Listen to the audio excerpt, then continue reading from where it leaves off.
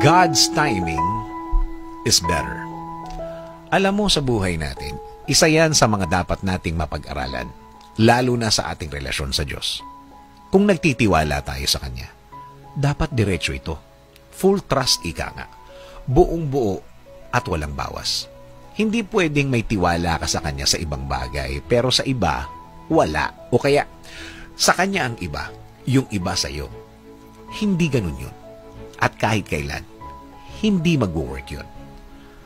Sa pagbigay mo sa Kanya ng problema mo, ibigay mo na ang lahat ng tiwala mo. Wala nang testing-testing dito. Dahil hindi mo naman alam talaga kung paano gagawin ng Diyos yun. Believe me, hindi mo maiintindihan.